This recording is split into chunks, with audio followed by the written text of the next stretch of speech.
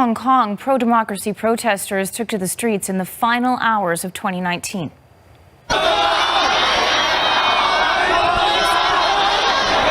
The protesters marked more than half a year of widespread demonstrations in the Chinese-ruled city. They formed human chains and organized protests in shopping malls, calling on people to continue the fight for democracy in the new year. Security was also high. Police were on hand and they did use tear gas to disperse the crowds. This was the first time in a decade that authorities in Hong Kong canceled the popular New Year's fireworks display. They cited security concerns. To talk more about some of the reasons why 2019 has been seen as a year of protest in many parts of the world, we're joined from Georgetown, Kentucky by Christopher Shea. He's a research fellow with the Carr Center for Human Rights Policy at Harvard University. Christopher, we've seen protests happening in democracies, in authoritarian regimes. They're happening over a range of issues, from cost of living to climate. Is there a common thread to all of these protests? Hi, and thanks for having me on your show. To answer your question, I would say that probably all of these protests are different and important in unique ways. But there might be common threads that connect them all. There is a lot of research to suggest that people have become convinced that government is less receptive to their preferences, especially when their countries are constrained by international institutions like, for instance, the EU. And is that why perhaps we're seeing voting rates go down at the same time as more and more of these protests are being sparked?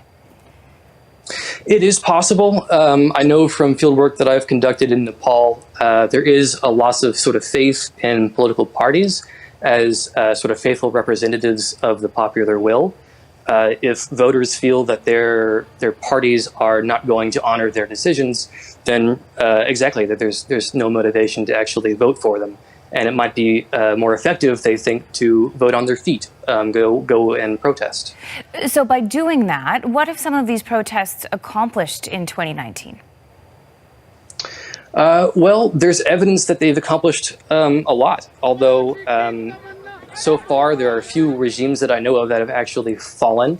But just looking at Hong Kong, which you mentioned earlier, the extradition law has not gone into effect, so Hong Kongers have been able to preserve some of their autonomy that they were hoping to, which is perhaps a major accomplishment. How does this moment of protest compare to other periods of mass protest in U.S. history? I'm thinking about 1968 or the late 80s when there was so much unrest in Eastern Europe. Sure. Well, the early data suggests that we may actually be in a period of unprecedented protests. There might be more protesters and perhaps more protests than at any other time. We do know that in history, the greatest number of protests were basically the anti-communist revolution for the most part. When we're talking about primarily those regimes or those campaigns or those movements that are trying to overthrow entire governments. We'll have to wait and see and wait for more data to know exactly how big the protests currently are, or this global wave. Are you surprised by any of the places where we're seeing these protests be sparked, and by what has sparked them?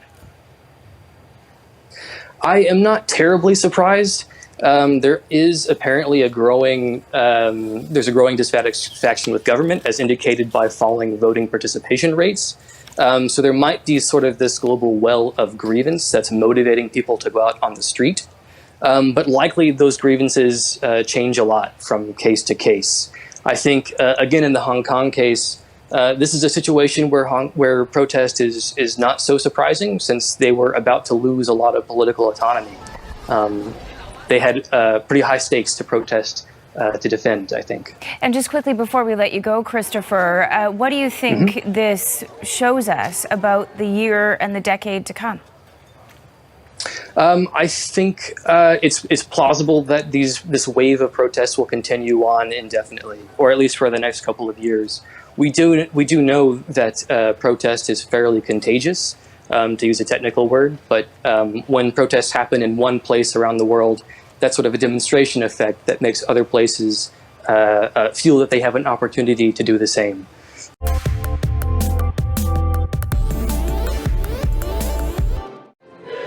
"2019 started with the political earthquake of Brazil shifting to the far right under Jair Bolsonaro. He took power, raising the flag of zero tolerance for crime and corruption, but was under fire for misogynist, racist and homophobic views and for not dealing with Amazonian fires. Venezuela's been in deep political crisis since January, when Juan Guaido declared himself interim president, alleging that Nicolas Maduro's re-election was illegitimate. The face-off still going on, with the country suffering its worst economic crisis ever. The world was shocked in March when a white supremacist terrorist attacked 2 mosques in Christchurch, New Zealand, during Friday prayer, killing 51 people. The gunman live-streamed the first attack on Facebook. He'll be tried next June. The deadliest mass shootings in modern New Zealand history united the country in grief.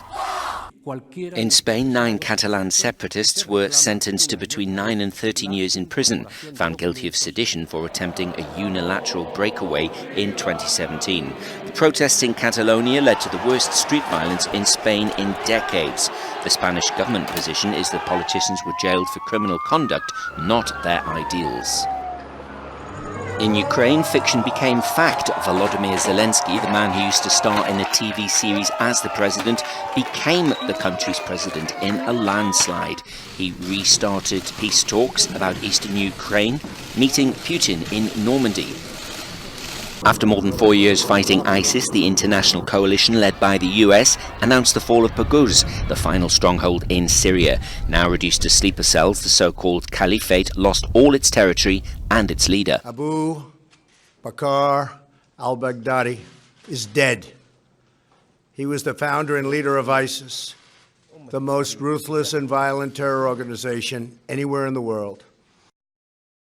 During a raid into the Syrian Idlib province in October conducted by the US, the leader of ISIS killed himself by detonating a suicide vest. World leaders gathered in Portsmouth and Normandy in June to commemorate the 75th anniversary of the D-Day landings, the beginning of the liberation of Europe from Nazi and fascist occupation. European leaders met in Berlin to mark 30 years since the fall of the Berlin Wall. Angela Merkel urged Europe to defend democracy and freedom.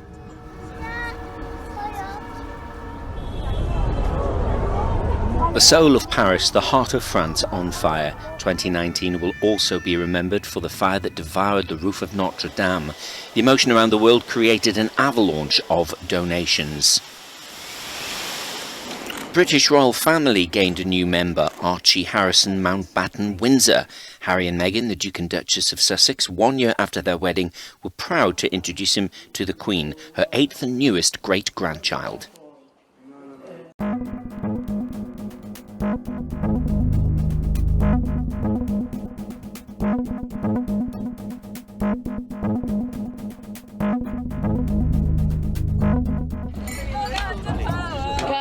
Got the power. How dare you?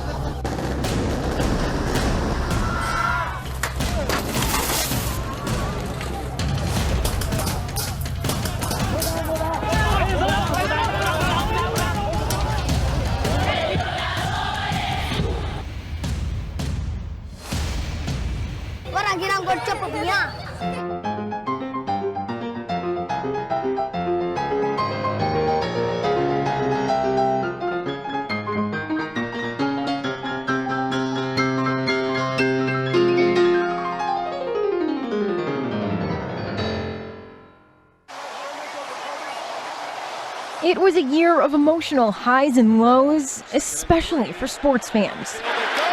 2019 started off super as Tom Brady led the New England Patriots to a 6th Super Bowl win in Atlanta. It's unbelievable. But team owner Robert Kraft found himself in an unwanted national spotlight for allegedly paying for sex at a massage parlor in Florida.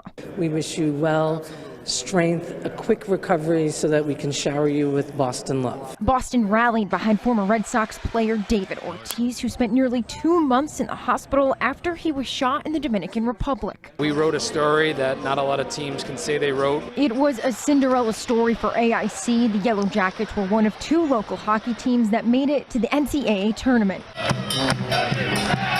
And UMass making it all the way to the championship before losing to Minnesota Duluth. Wild weather caused significant damage. I could hear the wind really howling a couple of times. From heavy wind and rainstorms to tornadoes on Cape Cod. Today is a royal pain, so I will be happy when I'm back inside with a cup of coffee and a sports center on. And a record-breaking early December snowfall.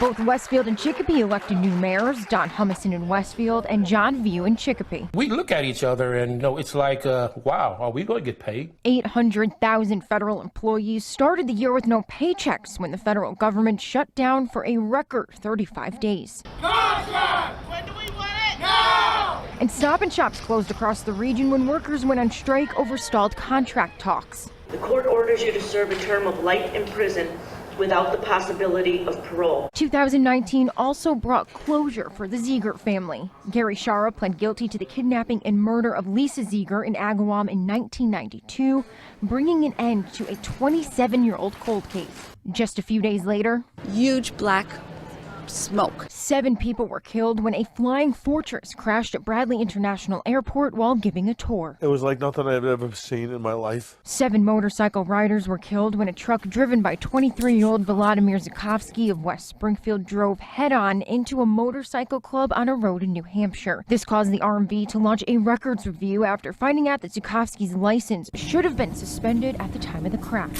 Loved sports, loved the community, but he loved being a soldier. The community came together to mourn the loss of Master Sergeant Luis De Leon Figueroa, who was killed in combat in Afghanistan in August. We just want the gun violence to stop. There were 19 homicides in Springfield in 2019. That's the most in 6 years. Joint venture language is important. And 13 current or former Springfield police officers pled not guilty to charges related to an alleged beating that stemmed from an argument that started in Nathan Bill's Bar and Restaurant in 2015. I look forward to serving the women and men of the Springfield Police Department and the citizens of Springfield honorably and with dignity for the next 4 years. Thank you.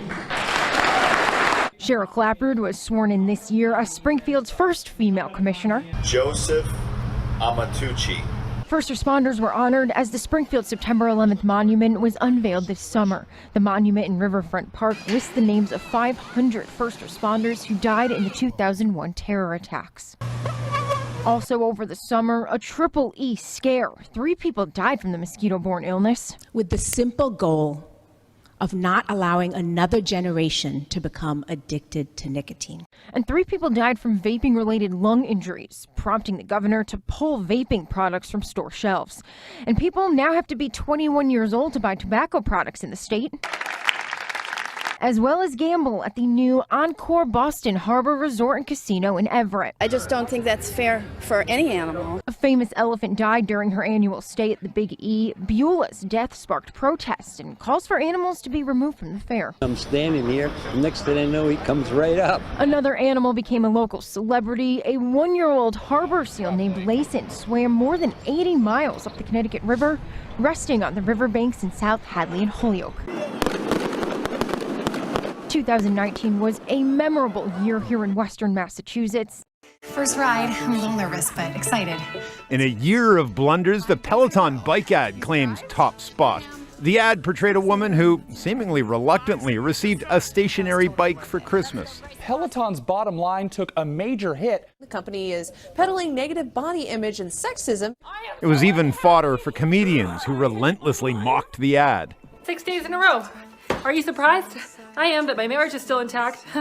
Peloton bikes sell for $2,500 a pop. The company said, "Our holiday spot was created to celebrate that fitness and wellness journey." Well, we're disappointed in how some have misinterpreted this commercial. But the damage was already done. The stock plummeted after the ad was released. Peloton lost an astounding $1.2 billion in value in a single day of trading. Elon Musk and Tesla branched out this year, adding to their line of electric vehicles. So I present to you the Cybertruck. The Cybertruck was marketed as something bigger and stronger and tougher than its competitors, so much so that Musk had someone throw a steel ball at the windows to show they cannot break. Sure? Yeah. The question is largely around how these gaffes impact the way people think about a company.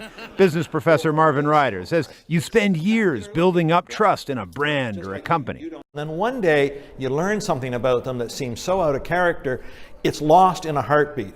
It could take nearly 20 years to get it back, and that's if you don't make any more errors. Tesla and Peloton, of course, are not alone. Facebook announced a digital currency. A company famous for exploiting and selling your data now wants you to trust it with your money. Tim Hortons came under fire for re-engineering the lids of their coffee cups, therein wrecking a morning double-double for an already frustrated nation. Kim Kardashian took on the Spanx brand of shapewear, calling her new line Kimono, prompting charges of cultural appropriation. You surprised? But one company's gaffe is another's opportunity. Just as the Peloton ad was going viral, Aviation Gin was scrambling to take advantage. To new beginnings. To new beginnings. Within 2 days, they had found and hired the Peloton actress, wrote and shot a spoof of the ad, and piggybacked all that outrage to piles of free publicity. Peter Armstrong, CBC News, Toronto. After a decade of political turmoil in Europe, 2019 was the year of the election. From Denmark to Romania, from Spain to the UK, millions of voters, millions of you, helped to shape the different regions, countries of the European Union, indeed the very union itself. So we've come to a miniature-sized Europe to give you a mini look back at the year that's just been.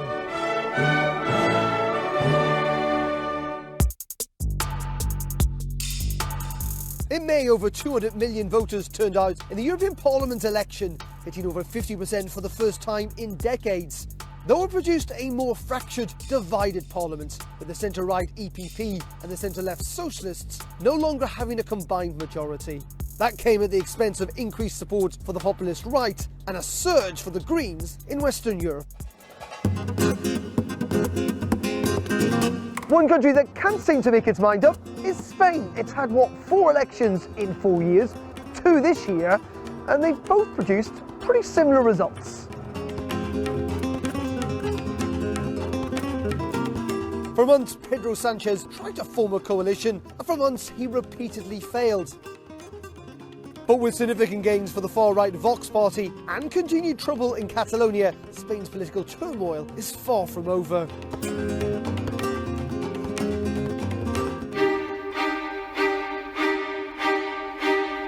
Now, the disunited kingdom was meant to have left the European Union by this stage, but you know what? They couldn't agree on what type of Brexit they wanted, even if they wanted Brexit at all.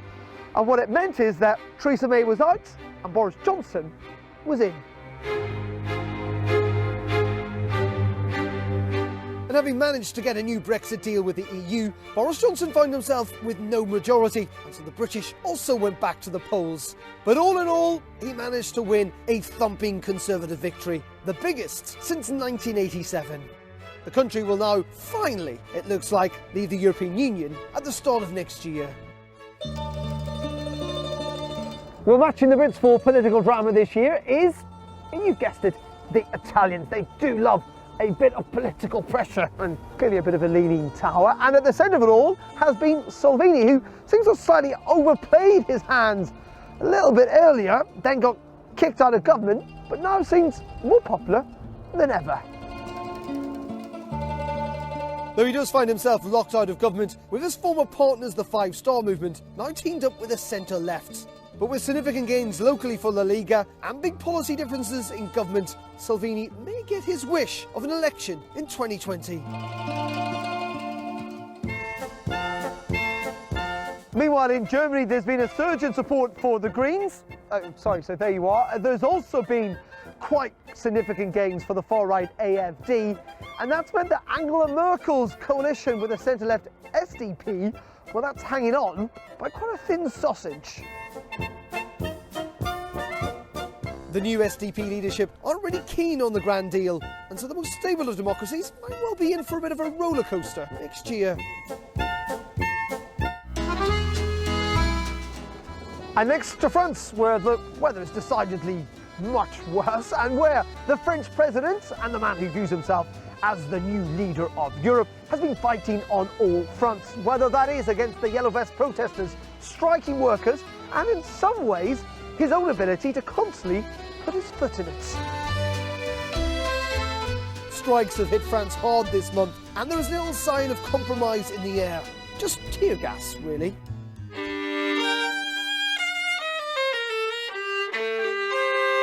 In Poland, the Law and Justice Party easily retained power, but there was less good news for Europe's strongman, Viktor Orban, in Hungary, who lost control of cities like Budapest and others. This combined with corruption allegations in Romania that brought down the government, and anger in Albania and North Macedonia, who've been blocked for EU accession plans. 2019 has been a year of scandal, setback and shocks.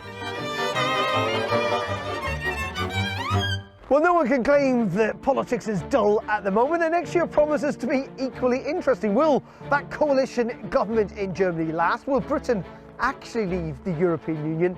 And Malta, my word, what's going to happen there? We'll have it all for you. You won't miss a bit on Euronews and Euronews.com.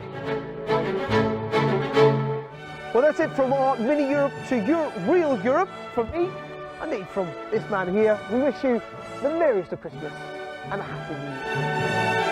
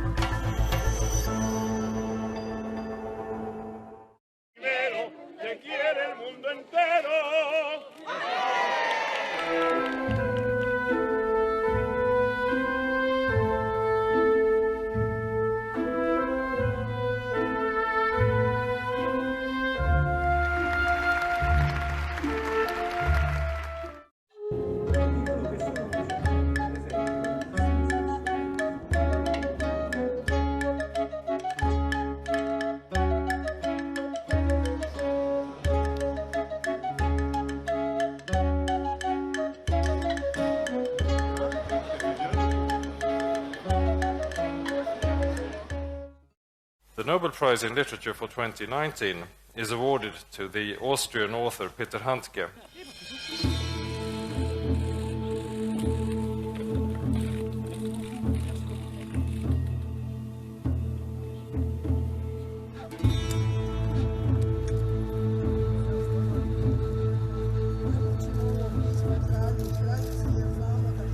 The Nobel Prize in Literature for 2018 is awarded to the Polish author Olga Tokarczuk.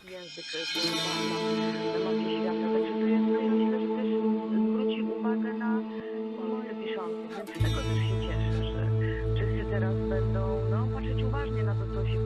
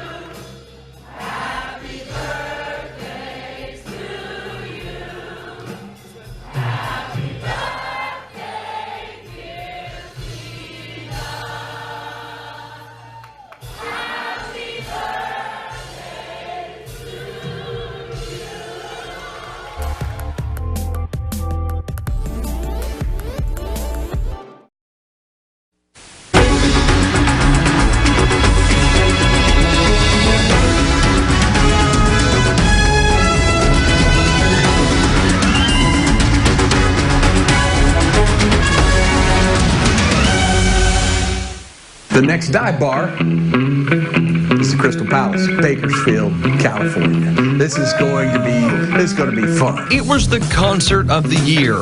Garth Brooks announced he was coming to Bakersfield for his dive bar tour, and it quickly became the talk of the town. I think anybody can say that they love Garth Brooks. Tickets did not go on sale. The only way to get in, a good amount of luck. Hi, KUCZ, who is this? Shut up! No, I'm not gonna shut up! Oh my God! You're caller 10! For weeks, thousands listened for their cue to call. Don't turn off the radio, because if you miss the song, you miss your opportunity. There was a special giveaway for 7 pairs of tickets in downtown Bakersfield. Thousands flooded Centennial Plaza for a chance to win. I'm so excited. I've been trying so hard for these tickets. I didn't think I was going to get them, and I was the first one out here. Roughly 600 people packed the Buck Owens Crystal Palace for the exclusive. It was a year of wet weather and severe storms. It's pretty heavy snow. 2019 started off with gusty winds and heavy rain. Even a funnel cloud formed during one of the storms. Kern County was hit with a bomb cyclone during the Thanksgiving holiday. Feet of snow fell in our mountains, while heavy downpours drenched the valley floor. The conditions so dangerous, the Grapevine and Highway 58 had to close during one of the worst travel days of the year.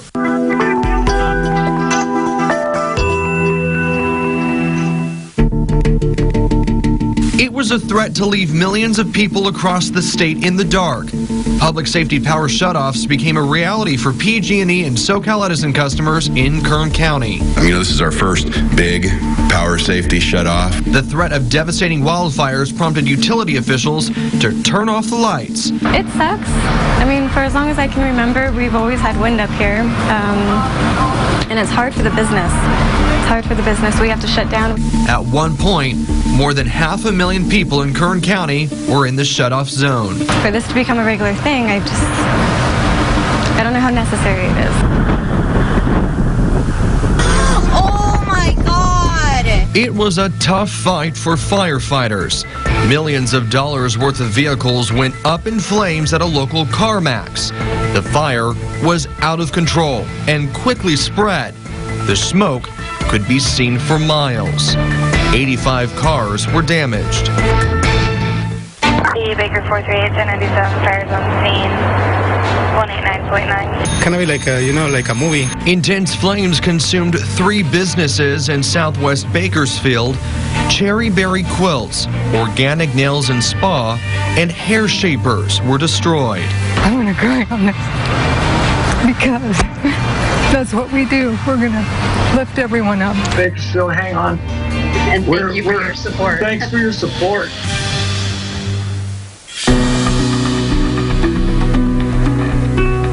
Allegations of sexual misconduct surfaced against Monsignor Craig Harrison. I've been defamed, I've been slandered, libeled, and irreparably harmed. The Diocese of Fresno, Firebaugh, Merced, and Bakersfield police departments all investigated the allegations from decades ago. Investigators say they could not substantiate the accusations. These past months, waiting for the truth to be revealed, the false allegations to be refuted, my good name to be restored, have been some of the most difficult and challenging experiences of my life. The church rallied behind the Monsignor, holding a vigil to pray for Harrison. We got his back. But tensions escalated as protesters gathered outside to voice their concerns. It's not right for them to come here to a church and yell at people without even knowing what was going on in the church. I'm here as a voice for all the people that are afraid to speak up, haven't spoken up, or are about to speak up. Public police reports showed Harrison emphatically denied the allegations. Days later, Harrison's church, St. Francis of Assisi Parish, was vandalized. The word rape was spray painted across several parts of the church. It is still unknown when or if Monsignor Craig Harrison will return to the church. A state audit alleges senior officials at the Kern County Fair mismanaged and misused more than $300,000. Due to whistleblower law, we are unable to disclose the name of the fair that was subject to the state auditor's report. Board meetings were tense, with people expressing their frustration over the report. You are demonstrating for all of us that you don't care. You don't care. It's disgraceful. We're talking about taxpayer dollars here, and what I read, if it's true, is outrageous, unacceptable, and anybody responsible must resign immediately. The district attorney's office is investigating. This video of a woman dragging a small dog on an electric scooter went viral. Witnesses say they saw Elaine Rosa dragging the dog named Zebra. The dog was treated for its injuries and released. The video sparked outrage, and protesters demanded action. Rosa faces a felony animal cruelty charge. Oh my God! It was a desperate plea to find a 2-year-old boy who was kidnapped. Jace Pletcher was found, and our cameras were rolling when his mom heard the news. Did they find Eric? Oh my God, they got him. It'll feel a lot better when I see him. Oh my God, you just never hear. You never hear of a kid coming home okay. You just never hear. Eric Truman is suspected of taking the 2-year-old. He was arrested on felony kidnapping charges.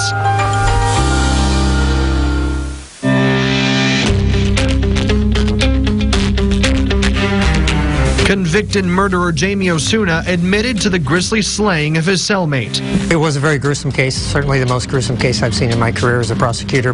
According to court documents, Osuna decapitated and removed other body parts from his cellmate. He faces new charges in the death. He's eligible for the death penalty, but it's unclear if prosecutors will seek it. A preliminary hearing in the case is scheduled for next June. It was a mysterious case. McFarland City Manager John Wooner went missing in May. He was last seen driving a city-owned vehicle visiting Hillcrest Memorial Park. The police department said the disappearance was suspicious, saying it was out of character for Wooner to go missing. 2.5 months later, his car was found at the bottom of the Kern River. Wooner's body was inside. His death was ruled an accident. A viral video made the rounds showing a fight between two football teams. Delano High School was playing Mission Oaks. The video shows a fight breaking out in the third quarter. Delano High was placed on probation for next football season. The head coach submitted his resignation. Delano Police handed its case to the district attorney's office, asking to file formal charges on players from both teams.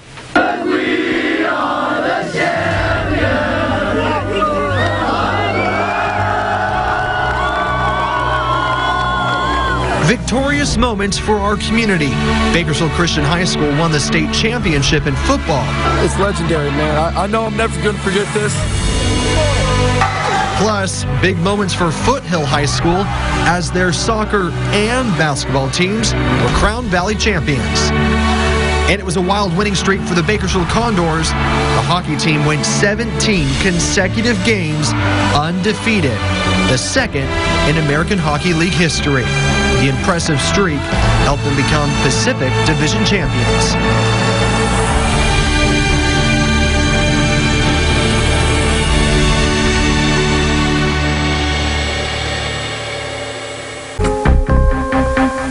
It was a death that shocked our community. Local auto dealer Jose Arredondo was murdered in his condo in Cabo San Lucas, Mexico. Mexican prosecutors say he was beaten to death, and his body showed obvious signs of trauma.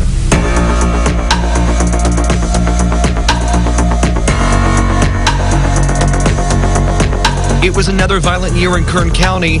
According to our homicide tracker, 93 people were killed this year. That is 20 less than last year's record-breaking year. It's terrible. Yeah, it's terrible. No one should ever lose a kid. Nobody should ever lose a kid. Yeah. Good mother that got her life taken away by a monster. She would do anything for her boys.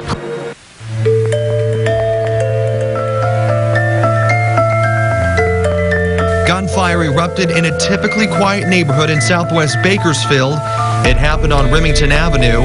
More than 60 shots were fired. Homes and cars on the street were struck by the gunfire, but no one was hurt. Police arrested more than a dozen people in connection to the shooting. One of the men, Jonathan Knight, who is a suspect in the 2017 murder of 5-year-old Kason Guyton.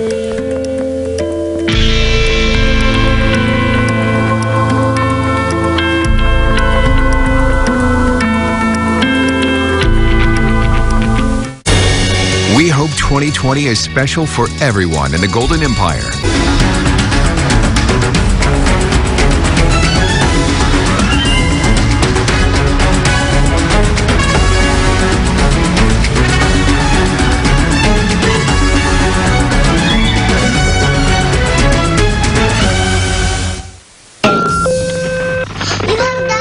We just had a pretty deep aftershock in Station 76 area. We are en route. All's quick. 901. All's quick. Get down, Lane. Get down. Get down. I'm down here right now. The building started to shake, and I saw the engine start shaking, really rocking back and forth. Affirmative. We have multiple calls. Immediately, the phone started ringing. Call after call after call. We do have smoke showing to the north of town. It was chaotic. We were pretty much shaking during every call that came in. UCC to all units and stations, pull your apparatus out of bay. We went right to work and responded. All for structure fires, as well as several outside fires and hazardous conditions. We just had to tell them we can't get there right now. We'll get there as soon as we can. I'm actually feeling one right now. It was like real shaky at first. It's hard for the world to know what we've been through. This is one of the largest earthquakes to strike Southern California in years.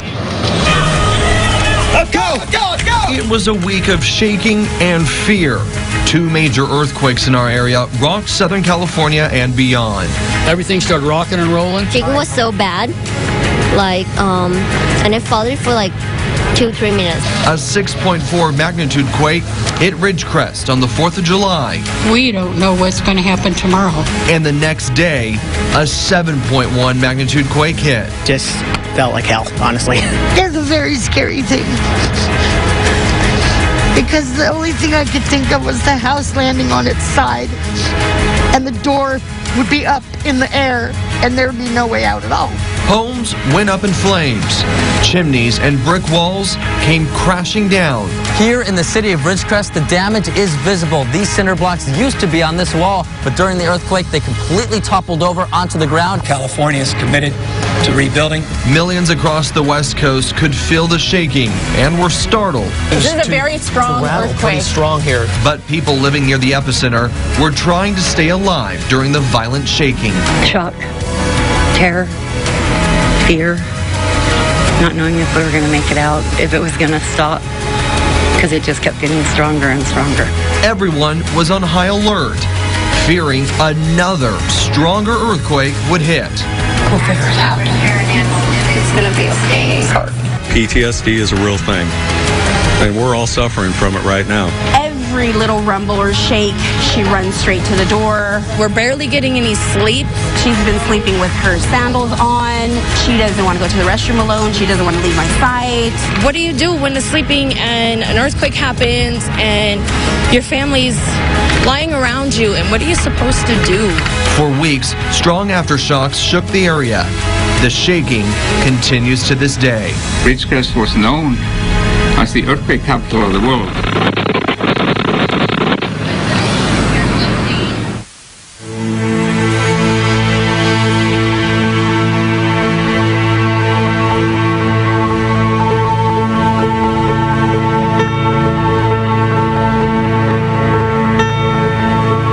Despite not knowing what could come next, the people of Ridgecrest stood strong. Just got to be kind of calm and just take one day at a time. That positive attitude was evident, even as people continue to pick up the pieces. We invite you to come back at another time when it is not one of these stressful things. We want you to come back and see what a beautiful community we have, what a fine city we have, and what wonderful people we have. We are a big family. We are a great community, and you know what? Ridgecrest rocks! Thank you. Thank you.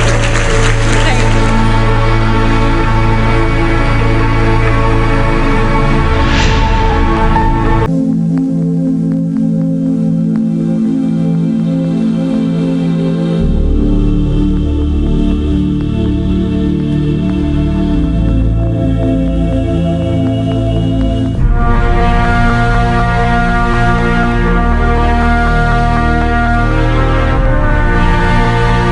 It was a hero's welcome to honor Marine Private First Class Robert Livermore. You got to bring him home the right way, with honor. Livermore died for our country 76 years ago. His remains were missing for decades. New technology positively identified Livermore, and after 3/4 of a century, he was brought back to his hometown, where he'll forever be. Never forget. He gave the ultimate sacrifice, and this is the least we could do for him. And I'm happy that he's finally come back.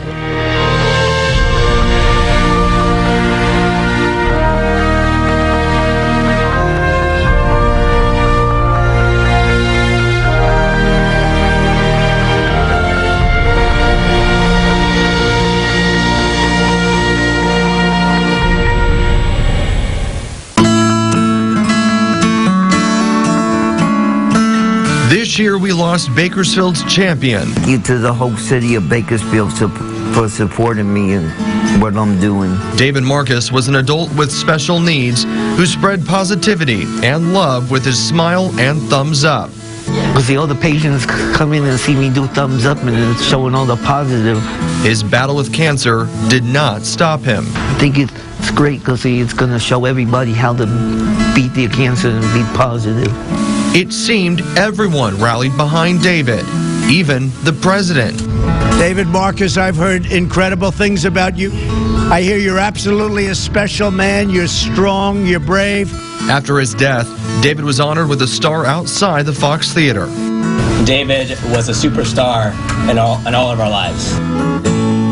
Oh, thank you, Lord, for having all these people come out today and getting this story out in the community. People need to see the positive and inspiration, and that's what it's all about. And, you know, having all these young kids see it too, the positive inspiration.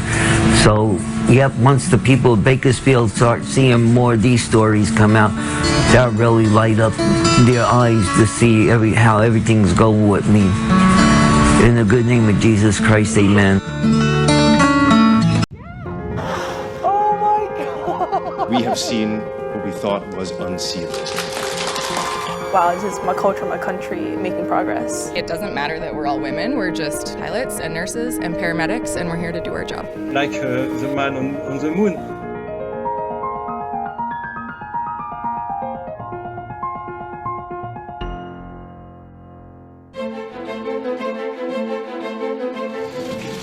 I experienced a consistent and sustained effort by many people within the government to seek to politically interfere in the exercise of prosecutorial discretion. I am surprised and disappointed, and to be honest, don't entirely understand why Jody Wilson-Raybould made the decision she did. Jane Philpott's resignation from cabinet clearly demonstrates a government in total chaos. In every election, we get to make an important choice about the future of our country. We get to decide what kind of future we want to build together. Who can you trust to help you and your family to get ahead? We are going to bring a hopeful message to Canadians. Who's on your side? Who's going to fight for you? File and vote green. It feels good. We must not build the Trans Mountain Pipeline. Breaking news tonight, a dramatic night in Canadian politics, a photo of him wearing brown face. It was a dumb thing to do. I'm disappointed in myself. I'm pissed off at myself. Yes or no, same-sex marriage is just as morally equivalent as traditional. I believe in the equality rights of all Canadians. Always been open and consistent. I am personally pro-life. You should cut your turban off and you look like a Canadian. Oh, I think Canadians look like all sorts of people. That's the beauty of Canada. I have heard you, my friends. You are sending our Liberal team back to work. We'll keep holding Justin Trudeau to account. The President has repeatedly claimed that your report found there was no obstruction and that it completely and totally exonerated him. It was a complete and total exoneration. But that is not what your report said, is it? Correct. It is not what the report said.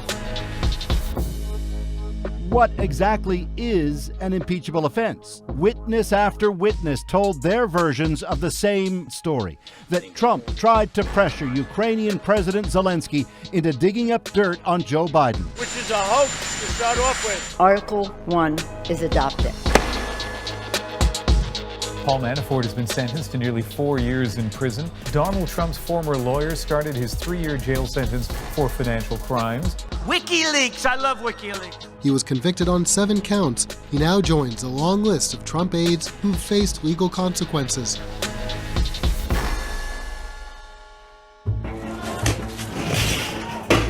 It was the biggest protest Hong Kong has seen in decades. The proposed law would give officials in Beijing the power to bring those wanted in Hong Kong to mainland China. This is about human rights. At least you fight for it. On the streets, the anxiety grows.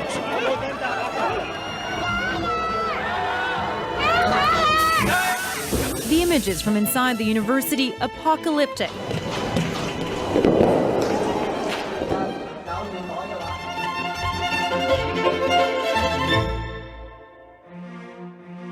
Global grief and so many questions about what brought down Ethiopian Airlines Flight 302. 157 people, all lost, 18 of them from Canada. They must have called their mommy. They must have cried out their daddy. Around the world, airlines grounded their MAX 8 fleets. I look at Boeing as a company that focused on profits instead of the safety of human life. A year ago, police labeled Bruce MacArthur a serial killer. Today, they were in the courtroom to hear him admit it. 8 pleas of first-degree murder. The judge ordered MacArthur serve his sentences concurrently. If he's still alive, MacArthur will be 91 when he can apply for parole in 25 years. Fear and anger, loss, deep, deep sadness. It's the worst ever love story. Their bodies were found along the Alaska Highway. 4 days later, another body was found. This is a fast-moving investigation. The RCMP are now considering Cam McLeod and Briar Schmigelski as suspects. The teenagers, 2 of the most wanted men in the country, as a full-on manhunt continues in the province. I'm just hoping and praying that they get caught soon because this is crazy. Today, results. RCMP officers located 2 male bodies. We believe these are the bodies of the 2 suspects.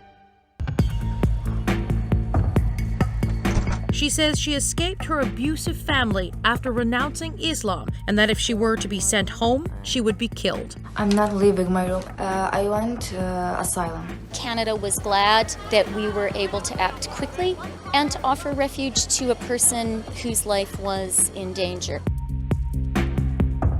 You people love you that come here, whatever it is, you love our way of life, you love our milk and honey. The fact that Don Cherry said, you people. I'm the granddaughter of a World War II vet. Following further discussions with Don Cherry, it has been decided it is the right time for him to immediately step down. So I think I should have used the word everybody instead of you people. See you later. I have no recollection of ever meeting this lady.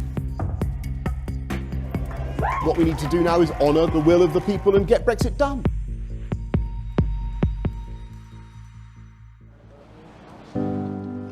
Today, police are trying to understand his murder, a daytime stabbing outside his school in front of his mother. My life fell apart. This entire incident is disturbing. It was over in a matter of minutes. Jaskarat Singh Sidhu stood up in court and said 5 words. I plead guilty, Your Honor. To hear him use his own words to plead guilty, it's a powerful second for sure.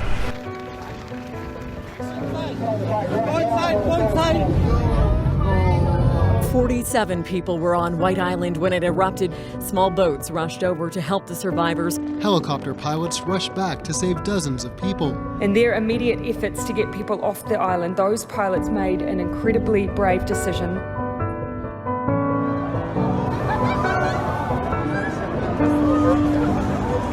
I feel like Paris is crying now, not just to me.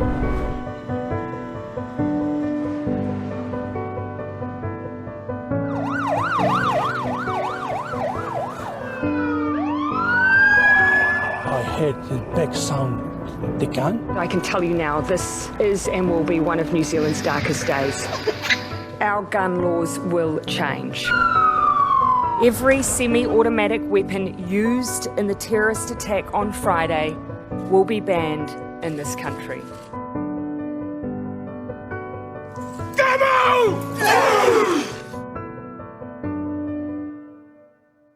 Good morning. Let's have a look outside. It is the world's most important ecosystem, home to roughly 3 million species of plants and animals. And now the site of 165,000 fires. This is not just a forest burning, this is almost a cemetery. The Amazon is turning to ashes. Everyone pray for us, please. Please pray for us. It's almost like the island has been completely reclaimed by the ocean. Under an unrelenting sun, 43 degrees Celsius. Heat waves will become more intense. It is absolutely consistent with what we expect from climate change. So we've been talking a lot about rising water. We need to also make sure we don't ignore the fact about rising stress and tension. It's shocking to see that. I've never seen anything like it before. In the Beauce region south of Quebec City, hundreds of homes were already flooded. You're so discouraged. You're discouraged. The siren's call of Venice taking on a whole new meaning as floodwaters reach their highest level in 50 years. Insane, the amount of water. Mozambique has declared its first ever national state of emergency. This is ridiculous. It looks like Venice out here. Everybody need a boat or something. This is like sad.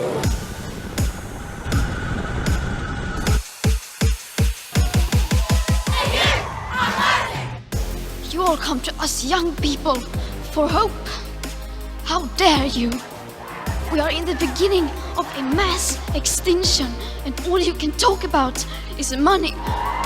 The world is waking up, and change is coming whether you like it or not. Thank you.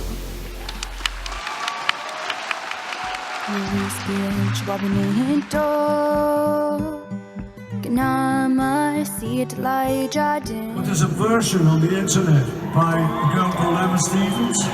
It's a beautiful version.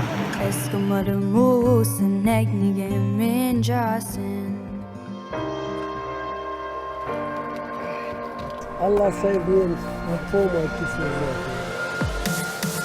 kisses. Just one day after surgery, and this. See that smile on his face.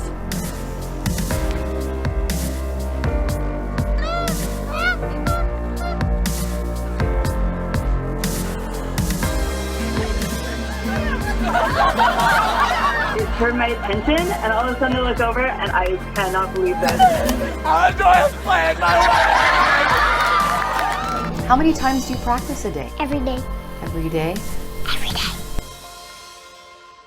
D stands for our dignity, our name will never change. On the arrival of a baby boy! This little thing is absolutely to die for, so I'm just over the moon. I'm so grateful to my family. O found herself on the cover of Time when the magazine named her one of the 100 most influential people of 2019. The incredible Simu Liu. Kawhi up top, looks at the clock, turns the corner for the win!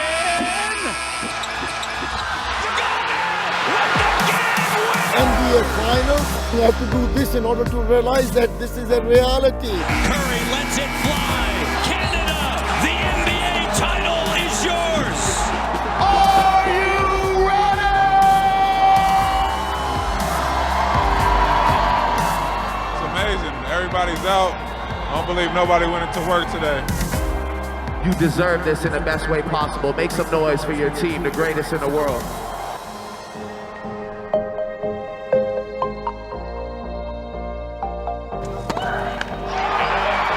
Astounding Andreescu. She has such a great drop shot. Wow.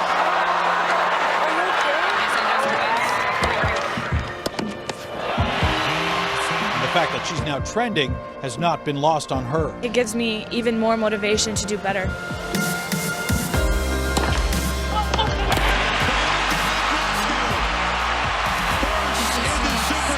I guess I have to start setting my goals a bit higher. The Outstanding Athlete of the Year in Canada, the first tennis player that has won this award. Bianca, congratulations. Spectacular.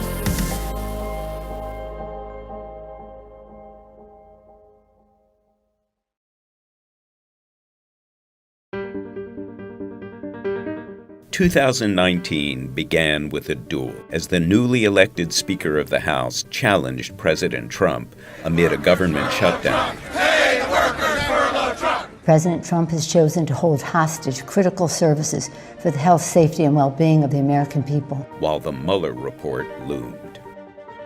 Impeachment of Donald Trump began as a possibility, and an election in Ukraine somehow played a role in the drama of that possibility becoming a reality.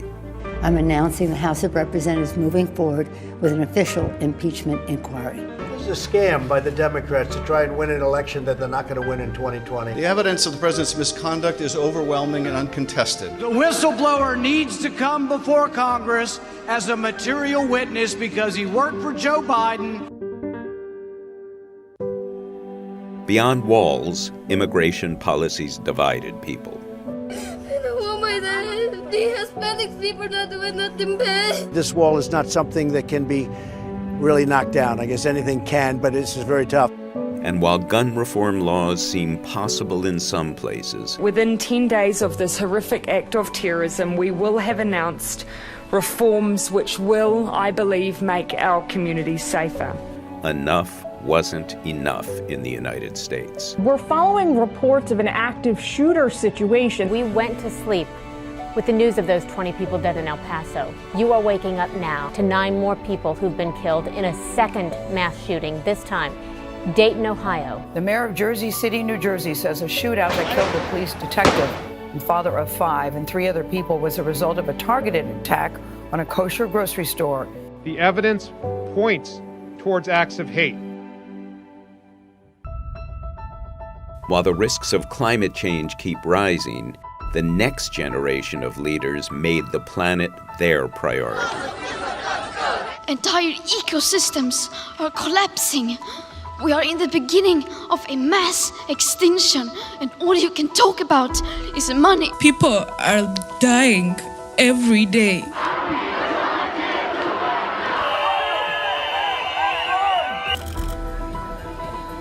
And Europe continued to unravel.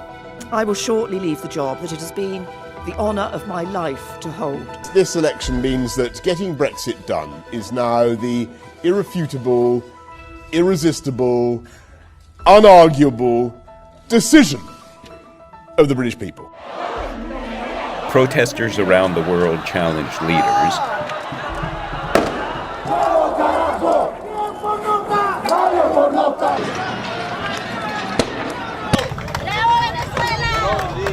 Borders were challenged too. We oppose and are greatly disappointed by Turkey's decision to launch a unilateral military incursion into northern Syria. Hearing reports of a possible ceasefire deal that has been reached between the two sides. If so, it ends the bloodiest outbreak of fighting since the 2014 war. Abu Bakr al-Baghdadi is dead. And trade wars continued. Tariffs will largely remain. 25% on $250 billion. 这种公然开历史倒车、不断退群毁约的做法，给国际社会带来诸多难题和困扰，成为当今世界的麻烦制造者。With the 2020 election approaching, Democrats arrived to challenge the president. We are not about trying to take away health care from anyone. That's what the Republicans are trying to do. Hell yes, we're going to take your AR-15, your AK-47. My campaign will now give a freedom dividend of $1,000 a month for an entire year to 10 American families. Donald Trump thinks Wall Street built America. Ordinary middle-class Americans built America. A young and determined group shook up the status quo in Washington. This is the agenda of white nationalists. Whether it is happening in chat rooms or it's happening on national TV. Scandals were exposed. College cheating scandal is shining a new light on the admissions process at the University of Southern California. Jeffrey Epstein is accused of sex trafficking and molesting underage girls. Disgraced financier Jeffrey Epstein is dead. I'm fighting for my life. And a new American addiction took hold. A fourth death has been reported from a severe lung illness linked to vaping. Women walked the walk and talked the talk. Be more, be better, be bigger than you've ever been before. Streaming wars commenced and babies took over the internet. New artists redefined genres and promoted self-empowerment. Curtains closed on the Iron Throne, the Avengers, and in a galaxy far, far away. And in our own galaxy, we have seen and taken a picture of a black hole. Exploration seems limitless.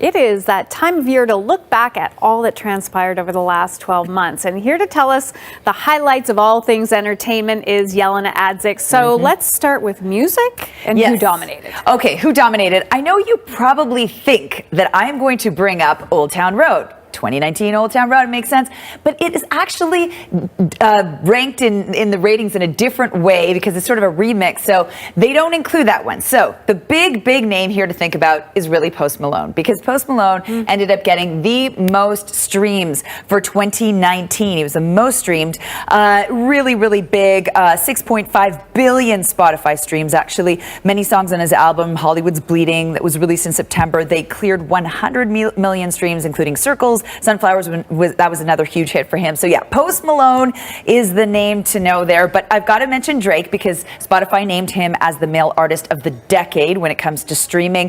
Ariana Grande, by the way, most streamed female artist of the decade. And also got to give some props to Shawn Mendes on the Canadian side of things because the song that he does with Camila Cabello, yeah, that was a huge hit. Señorita, that got a lot of streams too. That was a good one. How about the small screen? Okay, let's talk about the small screen because really when it comes to the big screen, I'll just got to get it out of the way. Avengers, yes, it made over $2 billion at the box office, which was huge, but really it was the small screen that dominated, definitely streaming, and documentary specifically. There was one, Finding Neverland, of course, with Michael Jackson, but the other one too, with Surviving R. Kelly, and that was with the story of course, Me Too really coming to play here. And I wanted to bring this up because it was seminal in the way that the documentaries this year affected not just our viewing, but also actions. People were actually taken, whether it's taken to court or other, lawsuits came out of this. So really a lot of concrete action as a result of some popular culture that was out there. And what about pop culture? What are the biggest mainstream movements of the year? Listen, we cannot talk about popular culture without mentioning Greta. Yes, Greta Thunberg, because this young climate activist was really just the huge news of the year. She made it climate activism cool, relevant for young people. In September, she was named as one of 4 winners of the 2019 Right Livelihood Award. It's kind of Sweden's alternative Nobel Prize, the covers of lots of magazines, and of course that famous speech. Let me give you a little bit of a listen to that right now. How dare you continue to look away and come here saying that you're doing enough when the politics and solutions needed are still nowhere in sight. When you think of something like dying of climate change literally becoming a TikTok meme, it really did get young people really involved in this cause. Okay, how about the art world? Okay, so this is also has some political elements to it because a really big part of the art world news this year has to do with donations and people not accepting them. So let's talk about the Louvre, for example. Major art institutions have been saying no to any kind of family donations that might or might not have to do with big pharma. I'll give you specifically in this case, the Louvre removed the Sackler name from its museum wing. This is amid protests from U.S. photographer and activist Nan Goldin. Now, she ended up saying that she became addicted to powerful prescription painkillers herself. She ended up protesting. She even had other artists in the water in some of the fountains along the Louvre, and they were all saying that it was time to end support for major institutions from any families that have anything to do with big pharma. And so that was a fascinating one to watch. That is an interesting one. I never thought that by any chance. Yeah. So what about major cultural headlines of the year? You and I were both here. We were all watching when Notre Dame Cathedral, when that spire burned down. I think a lot of people around the world just were shocked. So that, along with the death of some really big people, such as the world's famous fashion designers, you think of Karl Lagerfeld, for example. The list goes on and on, but that's just a bit of a roundup of 2019. I always love those. Thanks, Yelena. I was hoping 2020 will be great for you. 2019 was a year of a wide variety of trending and viral topics. What better place to start than the Chicken Wars? In 2019, Popeye's Chicken challenged the pecking order and dropped a sandwich on their menu, taking on behemoth Chick-fil-A. It was hardly poultry in motion. In fact, it got a little ugly, with the chicken chains trading jabs on social media. But just as Popeye's got some marketing momentum, they sold out of the sandwich. Eventually, it did come back, but amid the fast food fervor, there were shouting matches, assaults, and arrests. It's just chicken, people. Come on! They say art imitates life. In 2019, life imitated art when Lady Gaga and Bradley Cooper performed an intimate live rendition of Shallow from A Star Is Born at the Oscars. The steamy performance ignited an are they, aren't they avalanche on Twitter, but the romantic theory proved shallow when Gaga addressed the trending topic, assuring fans the fireworks were just a byproduct of two dedicated performers. An Instagram user's mission to get the most likes for a photo of an egg turned out to be no yolk. The pic was posted with the caption, "Let's set a world record together and get the most liked post." The egg didn't just get over the previous record holder, Kylie Jenner's number, it got over easy. It beat Jenner's 18 million likes with a whopping 53 million. Whew, that's what I call gone viral. Homemade video app TikTok crossed the billion download mark in 2019, and while it was trending, it spawned another trend. Lil Nas X's Old Town Road went from a TikTok meme to the longest-running #1 on Billboard's Hot 100. It inspired a slew of remixes and imitators, and a bunch of stolen Old Town Road signs. No, really. And then there was Baby Shark. Look, you heard it, you hummed it, and 4.1 billion YouTube views later, you tried to forget it but couldn't. So let's just move on. This is Jeopardy, and this was bananas. Week in and week out, viewers watched contestant James Holzhauer go on a 33-episode tear and break single-game earnings records for the iconic game show. But before you could say, "in your face, Ken Jennings," Holzhauer's earning streak came to an end just a mere $58,000 short of the know-it-all champion's $2.52 million haul. So did you try the bottle cap challenge in 2019? The idea was simple. Try to remove a loose-fitting bottle cap with a roundhouse kick without knocking over the bottle. It started in the world of mixed martial arts fighter Max Holloway, but before you knew it, everyone from singer John Mayer to action star Jason Statham got a kick out of it. What started as a Facebook event posted as a joke to storm Area 51 and see them aliens turned into a full-on craze with over 2 million users clicking either going or interested. It brought tons of tourists to the area, but ultimately there was no raid, and the event organizer eventually expressed regret at the monster he'd created. Speaking of creating a monster, ahead of the holiday season, Peloton released an ad showing a woman being gifted one of their pricey exercise bikes and embarking on a year-long fitness journey, and it did not go over well. Critics ripped everything from the husband's seemingly tone-deaf choice of gift to the wife's stunning transformation from a fit, attractive woman to a fit, attractive woman. It wasn't all bad, though. It made a budding star out of the actress, who was quickly cast in an aviation gin ad showing her ironically drinking her sorrows away. Oh, and both of those ads went viral. In Atlanta, I'm Jeremy Roth.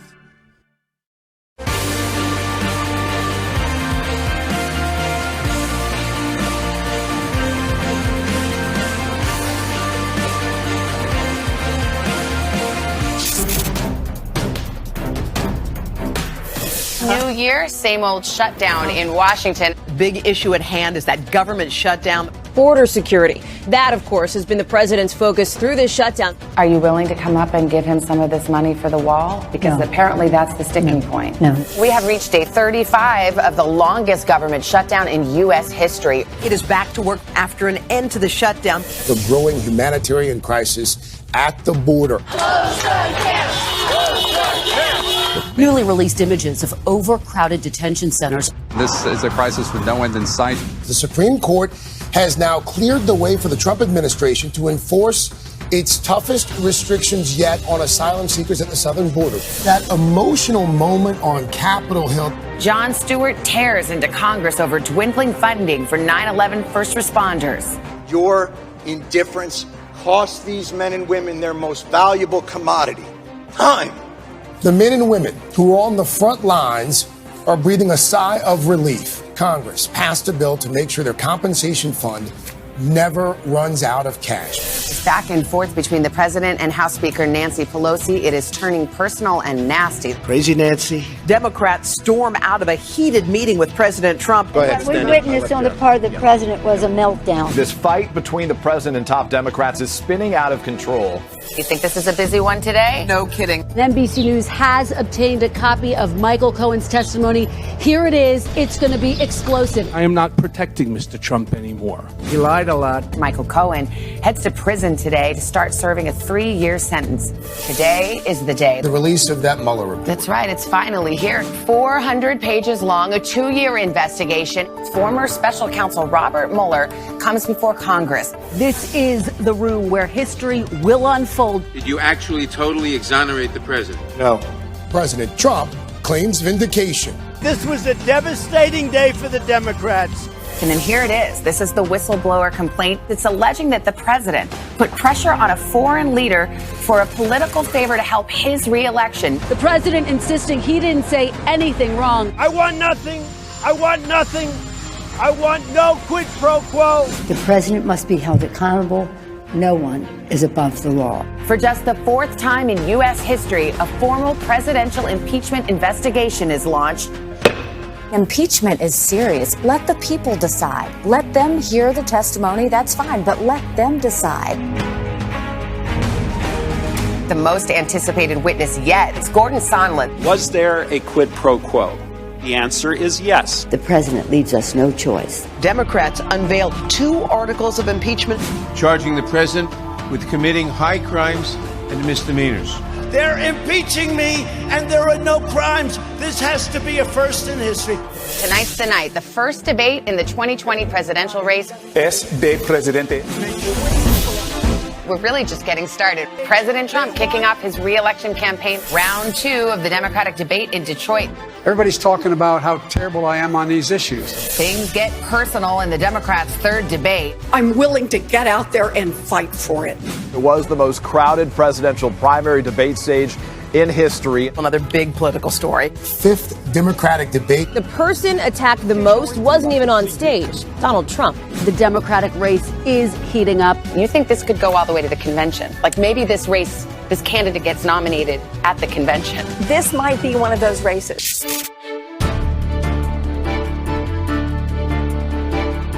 The president's sudden withdrawal of U.S. troops from northern Syria. The top story, this U.S. raid that killed the most wanted man in the world, the leader of ISIS. He died like a coward. History in flames as Notre Dame burns. It's one of the few places on earth where you walk into that space and you can feel its majesty. There does seem to be a death in the family. The wildfires raging in the Amazon rainforest. Severe flooding in Venice, Italy. St. Mark's Square is completely flooded. Deadly eruption. A New Zealand volcano suddenly roars to life. No. Dire situation on Mount Everest. Overcrowding and the rising death toll. A new prime minister taking over in the United Kingdom. Former London Mayor Boris Johnson.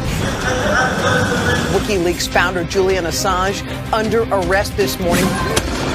Hong Kong in chaos. Terror in New Zealand. Dozens of worshippers are dead after terror attacks at 2 mosques. deadly attack at a Jewish grocery store in New Jersey. These people motivated by anger and hate towards Jews. A deadly mass shooting at the Naval Air Station in Florida. Authorities are investigating it as an act of terrorism. Shots fired, shots fired. Still searching for a motive in Friday's mass shooting at a city building in Virginia Beach. That left 12 people dead. Active shooter at the Garlic Festival. Police arrived, killing the suspected gunman. Back-to-back mass shootings have Americans once again mourning the victims. Here in Dayton, 9 people killed, 27 others hurt. 12 hours, 35 minutes prior, El Paso, Texas. Gunfire tore through a local Walmart. Once he saw people start running from him, pop, pop, pop, pop. Ammunition is no longer going to be sold at Walmart. Sexual assault allegations mounting against billionaire Jeffrey Epstein. Did Jeffrey Epstein rape you? Forcefully raped me, and he really stole a big part of my life. Jeffrey Epstein is dead. Jeffrey thought that we were disposable, and look who's still standing. Do I regret the fact that he has quite obviously conducted himself in a manner unbecoming? Yes. Unbecoming? He was a sex offender. I have no recollection of ever meeting this lady. Prince Andrew, of course, denies that this ever happened.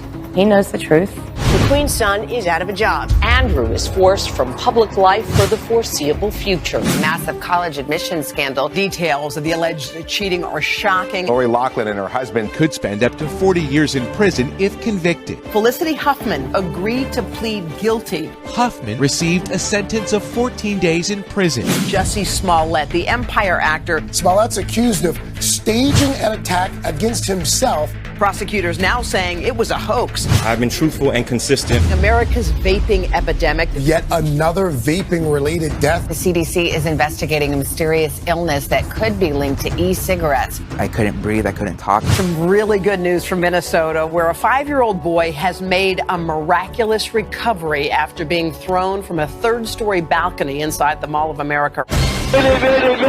Disaster at sea. The scuba boat fire killed 34 people in California. Several airlines around the world have temporarily grounded their Boeing 737 MAX 8 airplanes in the wake of a deadly crash in Ethiopia. This massive cargo ship capsized off the Georgia coast. I love a morning like this because we get to start with some good news. The final 4 crew members rescued. To the search for answers after the shocking death of a toddler who fell from a docked cruise ship in Puerto Rico. Her grandfather has now been charged with negligent homicide. I never want another mother to see what I had to see.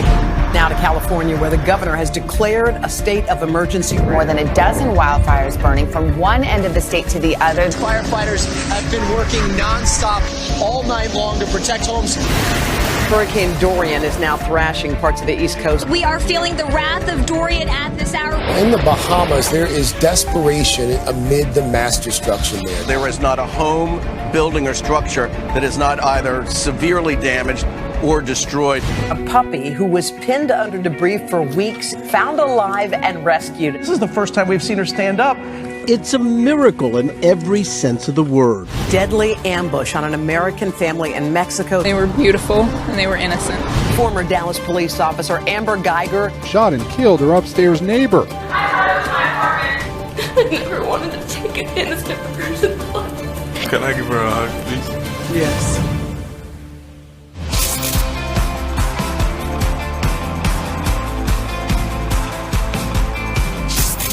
It's a boy. Prince Harry's wife, Meghan, the Duchess of Sussex, gave birth to their first child this morning. The most amazing experience. If you had Archie in the office pool, congratulations. Congrats. That's the name of the royal baby. Game of Thrones. That's right. Pop culture phenomenon. It's coming to an end, folks. The final fight for the Iron Throne. Man, what a finale. The most expensive divorce in history. Yeah, no kidding. Bezos received more than $35 billion in a divorce settlement. R. Kelly. That explosive documentary series. A range of abuse allegations against the singer. Troubling Michael Jackson documentary. And the allegations of child abuse. Summer of Sharks. The 8-year-old little boy was splashing in the waters in North Carolina when a shark bit his leg. Kevin Hart is lucky to be alive. Hart, who is still recovering from that accident, received a standing ovation. James Holzhauer's historic run on Jeopardy. $2.25 million. Support for Alex Trebek. He's been diagnosed with cancer. Incredibly courageous and inspiring, too. He certainly is. Taylor Swift's fight to perform her own music. Music mogul Jay-Z. Taking some new heat over his high-profile deal with the NFL. What changed? Only way we're going to move forward is through conversation. New champions in the NBA this morning, the Toronto Raptors. Tom Brady and the Patriots reclaiming their throne. The Washington Nationals' historic win in Game 7. History in the NHL. The city of St. Louis celebrating its first Stanley Cup ever. Tiger Woods has capped a personal and professional comeback for the ages. The World Cup winning U.S. women's national soccer team. They got the eye of the tiger for sure. They've come to represent so much more.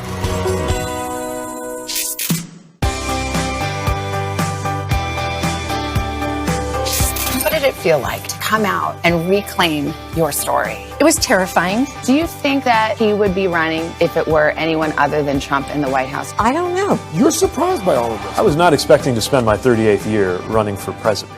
Impeachment proceedings. Do you feel like this is something we can come back from? It's surreal, I think. Do I think we can come back from it? Oh, yeah.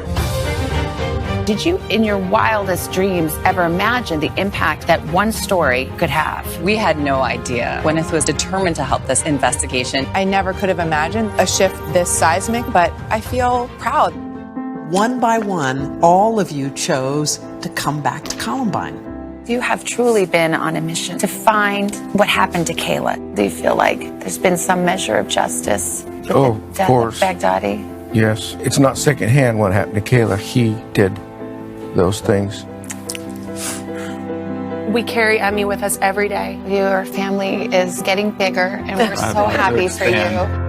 It is a lifelong battle. It doesn't really bother me to talk about alcoholism. You have little babies at home, and you suit up and show up in this incredibly grounded way. Some people are calling this, George, your return to TV. Do you think about it that way? You mean this right now with you? Yes, us, right here. Savannah, it's good to talk. Don't make me cry. I'm not trying to. Wow, they like me. You've got to know people love you. Well.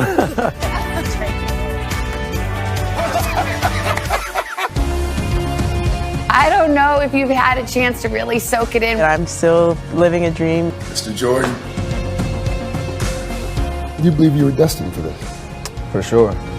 How do you say goodbye to this?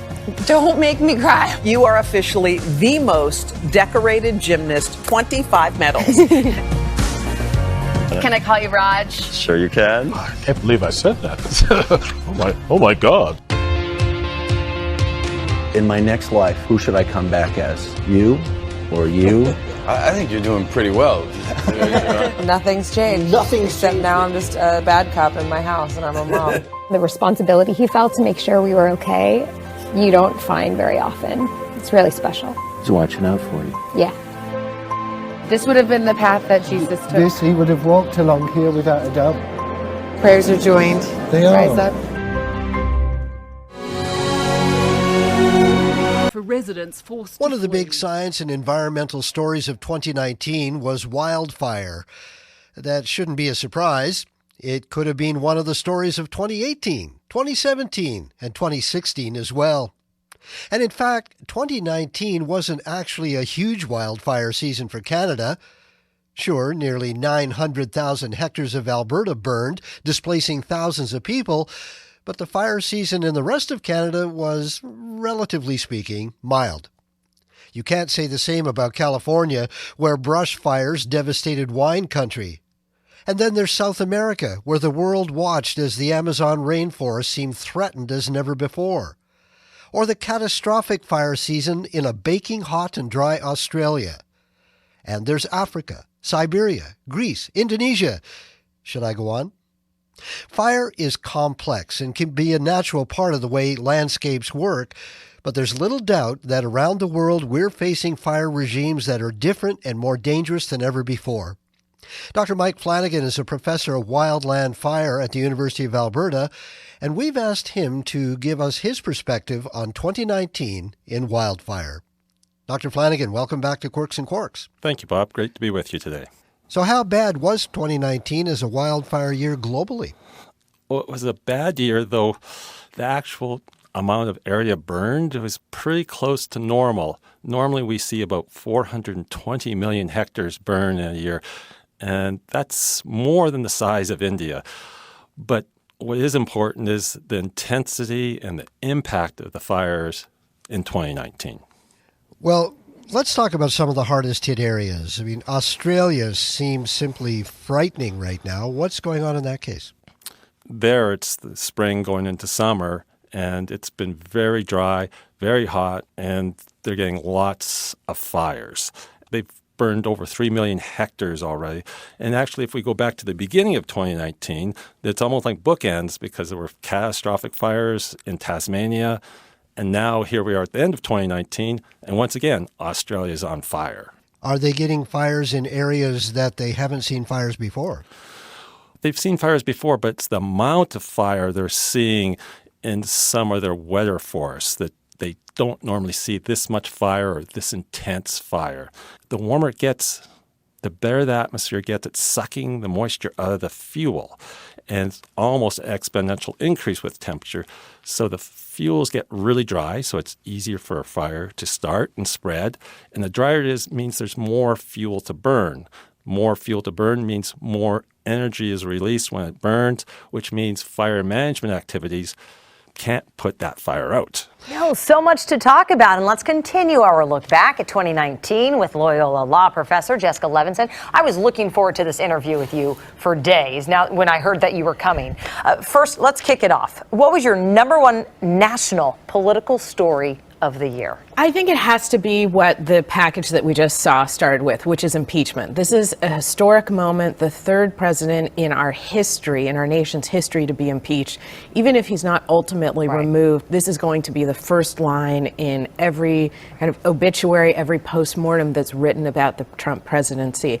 And it shows the clash that we've been seeing during this entire administration between Congress, the president. We've also seen, all of these allegations of wrongdoing, potentially criminal wrongdoing, and then it ultimately came to fruition with a vote on impeachment. And now we're at a stalemate.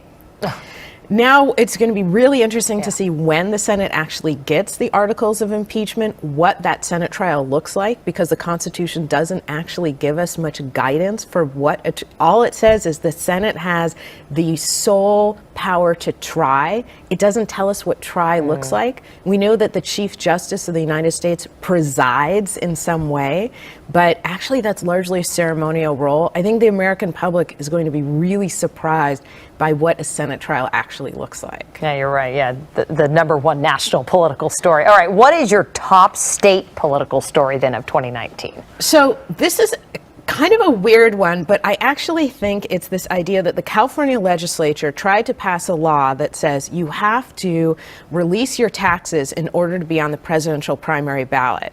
The Trump administration sued. They won in the California Supreme Court. So the California Supreme Court said you do not have to release your taxes in order to be on the ballot. Now, it's important to me because it shows this epic battle that we keep having between California and the Trump administration and how judges are answering the question of those battles. We've seen California sue the Trump administration literally dozens of times over the last 3 years. And so it's emblematic of that war that is only going to continue through either the next year or the next 5 years. And with your legal background, do you think those taxes will ever be made public? I don't, no. And particularly because President Trump had this big win from the California Supreme Court, I think that if he was going to release these taxes, there were maybe 17,000 opportunities to do so, and he didn't. Okay, number one local political story. So this actually could have been the state number one story too, but I think it has to be homelessness. There's a humanitarian crisis in Los Angeles. Homelessness, I believe, has gone up 16.5% in the last year. This isn't a fun political story by any stretch of the imagination, But if you look at the number 1, 2, 3 priority for people who live in Los Angeles, for people who represent Angelenos, it has to be this. We have people living and dying on the streets every day. One of the big failures of the last Democratic debate is that there was almost no airtime. You're in Los Angeles and you don't ask the people who want to be the leader of the free world, what are you going to do about homelessness? It's a huge problem in LA. It's a big problem in California. And I think it's been ignored for so long that they're just not used to addressing it, as it's such a major crisis right now. I think that's exactly right. And if you listen to the candidates, a lot of them talk about the middle class. Not a lot of people talk about poverty. And this is partly a poverty issue. All right, Jessica, thank you so much. Again, Loyola law professor Jessica Levinson joining us this morning. Come back again soon. I hope so. Thank you so much. Talk about the start of 2020 then. Absolutely. Here we go.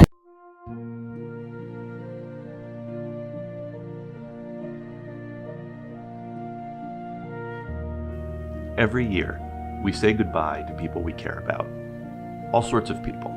Family and friends, neighbors and coworkers, and those famous faces we only know from the other side of a screen. At Legacy.com, we pay tribute to all of them. I'm Steven Siegel, the senior editor at Legacy. And I'm Linnea Crowther, Legacy's senior obituary writer. Every day, we're reading and writing the life stories of those who've died. In 2019, Legacy published hundreds of breaking news obituaries. Join us now as we look back at the biggest headline stories of the people who shaped our world, who we said goodbye to over the past year. Christophe St. John was one of the most beloved stars of the soap opera world.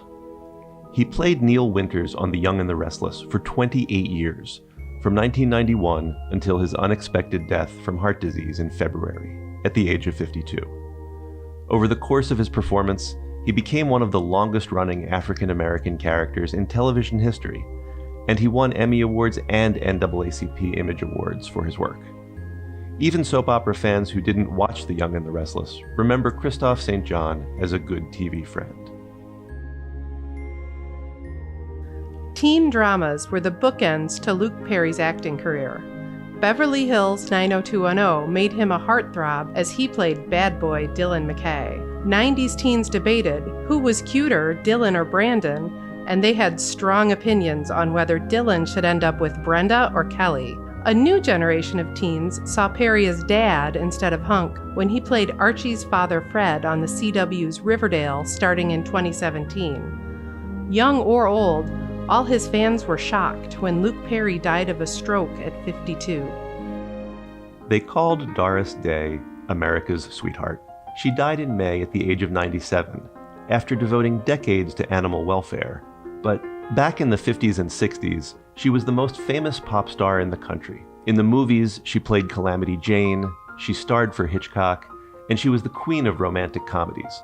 Her singing career started on big band radio, and eventually she won the Best Song Oscar for Que Sera Sera. And there was her sitcom, The Doris Day Show.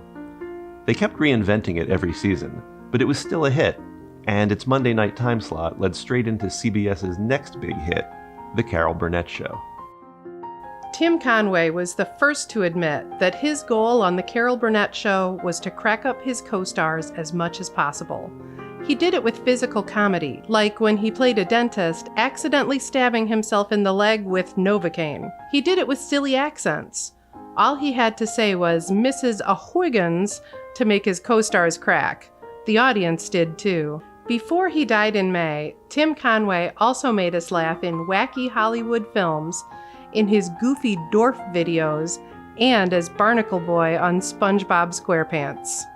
Cameron Boyce was heartbreakingly young when he died of epilepsy in July, but he packed more into his 20 years than some people do in a lifetime. One of Disney's young stars, he led a new generation of fairy tale characters, starring in the Descendants series as Carlos DeVille, not to mention shows like Jessie and The Gamer's Guide to Pretty Much Everything, and movies like Grown Ups. Off-screen, Cameron Boyce was a dedicated activist fighting to end sexual assault, gun violence, and homelessness, as well as raising money for clean water in developing countries. Toni Morrison didn't just write literature. She changed literature. In her novels like Beloved and Song of Solomon, she brought beautiful language and brutal honesty to the epic stories she wanted to tell about the Black American experience. She wrote fiction, but she wrote it like a poet, and she wrote it like a prophet. The Nobel Prize, the Pulitzer, the Presidential Medal of Freedom, her honors go on and on. But Toni Morrison's legacy is in the minds of the millions of readers who saw the whole world more clearly after they read her books.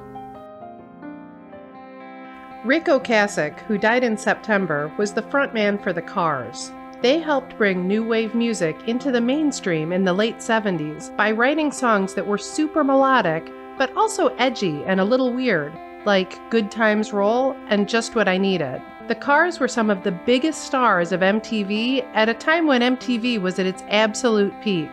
Their 1984 video for You Might Think won MTV's first ever Video of the Year award. Watch it sometime if you want to remember Rick Ocasek in all his nerdy glory.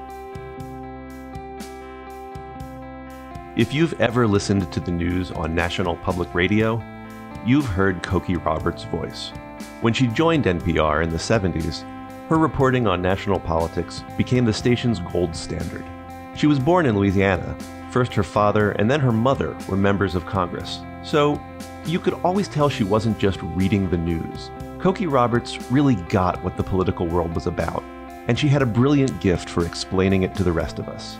She died at the age of 75 from complications from breast cancer. When Diahann Carroll took the role that would make her famous, TV had not yet caught up to the real world when it came to reflecting African American lives. She played the title character on Julia, and that character was the first Black woman on TV who was anything other than a maid or a mammy. It was 1968, Julia was a nurse, and it was about time we got a chance to see a professional Black woman on TV. Later in her career, Carroll got to play a deliciously over-the-top diva on the nighttime soap Dynasty. Diahann Carroll died of breast cancer in October. Most people who knew his work didn't know his real name. But when Carol Spinney died in December at the age of 85, there was an incredible outpouring of love for the man who played Big Bird. For almost 50 years since the public television show Sesame Street debuted in 1969, Spinney brought a childlike sense of wonder to the 8-foot-tall canary who helped kids make sense of the world. As if that wasn't enough, he also played Oscar the Grouch.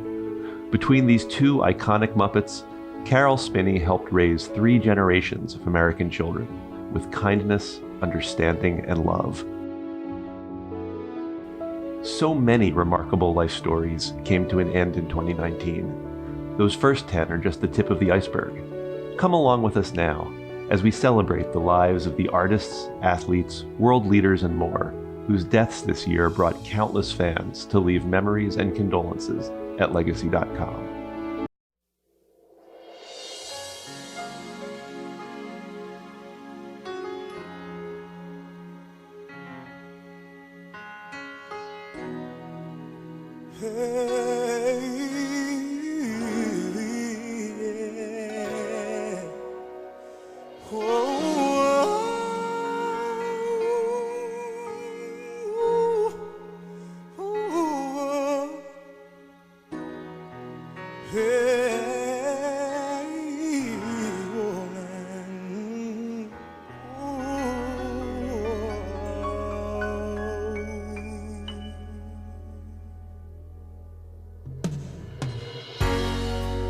Looking out on the morning rain,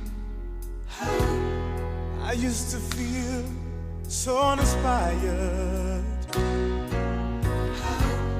And when I knew I had to face another day, Lord, it made me feel so tired. Before the day I met you, life was so unkind. You're the key to my peace of mind.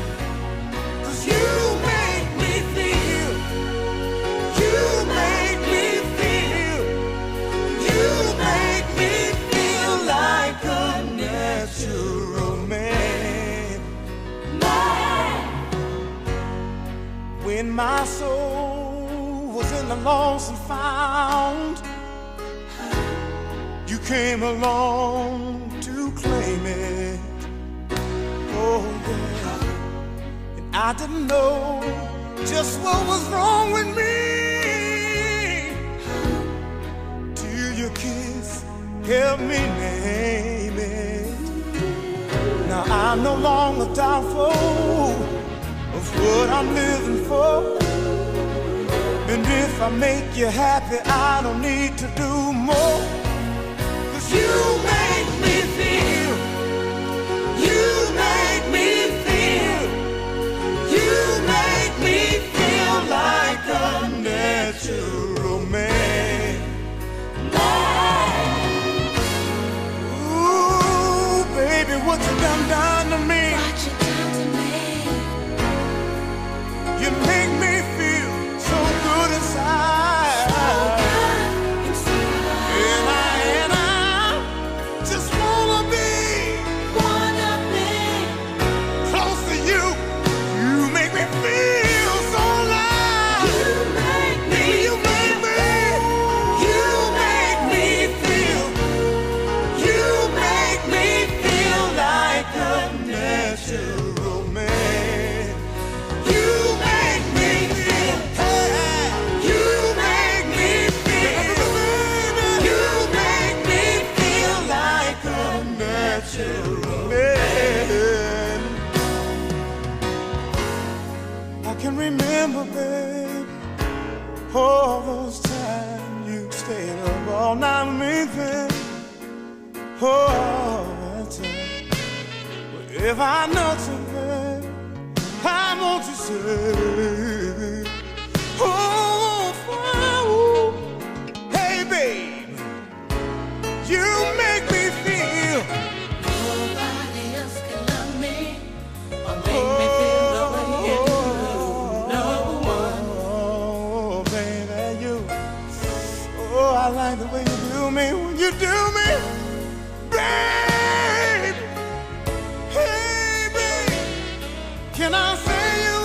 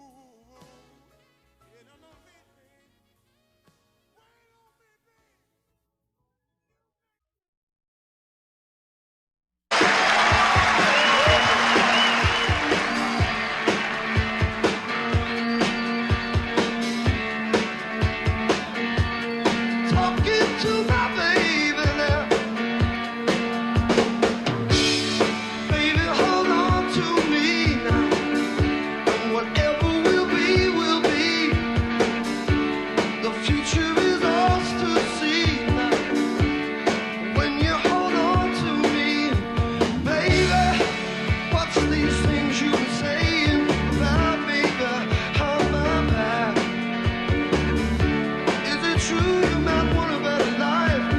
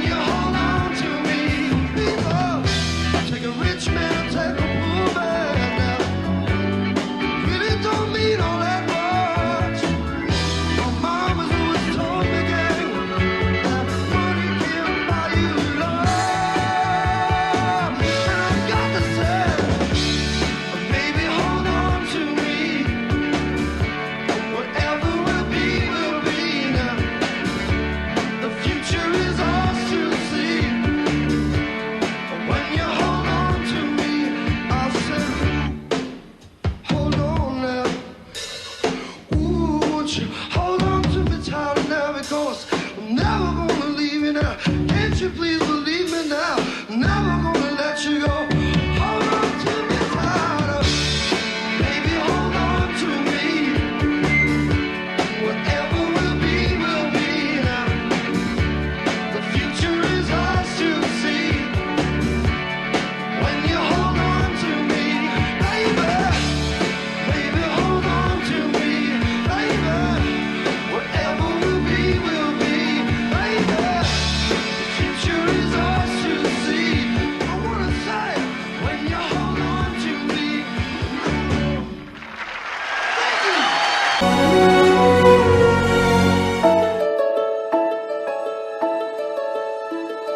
Take a firm hold of the hypodermic needle, right. If you want something, anything, you're going to have to deal with me.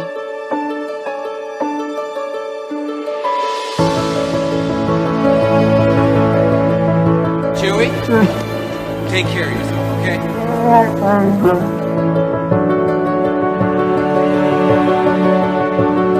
And Frank rips into this one.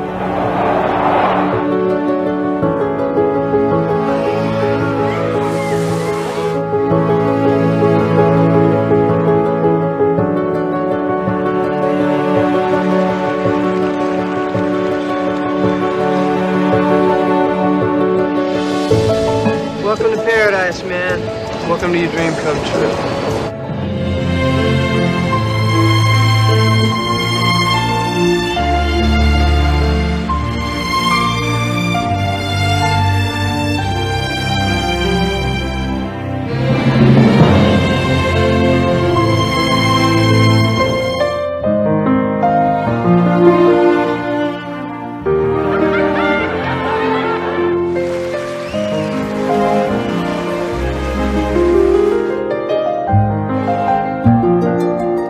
I thank the President for his expression of confidence in me. Party's over, and it's time for the cleanup period. He produced something so valuable, so irreplaceable, and that's what's worth celebrating.